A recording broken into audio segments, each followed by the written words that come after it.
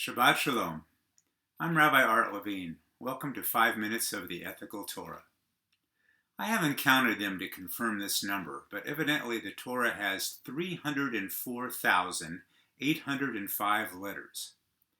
According to a principle of rabbinic exegesis, that is, scriptural interpretation, not even one of these 304,805 letters is superfluous. Each has meaning. Therefore, whenever there is repetition, such as the famous verse in Deuteronomy 16:20, Tzedek, Tzedek tirdof, justice, justice you shall pursue, the rabbis assign diverse interpretations to each of the repeated words. What then are we to make of the extreme repetition of one of the verses in Torah, you shall not wrong a stranger? It appears twice in this week's parasha alone, Mishpatim, at Exodus 22:20 and again at 23:9, and an incredible 36 times in Torah. The ostensible reason for this mitzvah is usually stated right along with it. Atem yiratem et nefesh hager ki gerim hayitem be'eretz Mitzrayim. You know the soul of the stranger because you were strangers in Egypt. You know how it feels to be ostracized, marginalized, hated, and oppressed. Empathy is therefore required of you.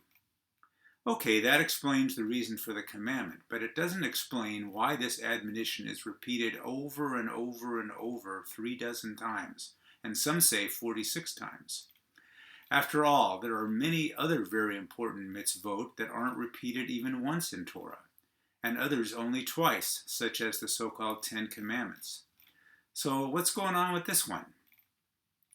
Perhaps this extraordinary repetition is intended to emphasize a dark aspect of our nature. Rabbi Joseph Telushkin points out that many of us do not learn from our own suffering not to inflict suffering on others. For example, the last people we would expect to abuse their children are those who themselves were abused as children. But in fact, they are more likely to do so than adults who were not abused. Similarly, historians have often explained the widespread German support for Nazism as a response in part to the severe terms that the Allies imposed on the Germans at the end of World War I. In short, Rabbi Telushkin tells us suffering is often not an ennobling teacher. But that is exactly what the Torah demanded of the Israelites and continues to demand of Jews today. Learn from the bad treatment you have experienced at the hands of others not to treat others the same way. Rabbi Jonathan Sacks pointed out that even the most universal of religions, founded on principles of love and compassion, have often seen those outside the faith as Satan, the infidel, the Antichrist, a child of darkness, the unredeemed. They have committed unspeakable acts of brutality in the name of God. The great crimes of humanity have been committed against the stranger, the outsider, the one not like us. Rabbi Sacks taught us that recognizing the humanity of the stranger has been a historic weak link in most cultures. Even with the Statue of Liberty lifting her lamp beside the golden door, in the words of poet and Jewish activist Emma Lazarus, we know that strangers and minorities in our own country have been and still are subject to discrimination and many other misfortunes.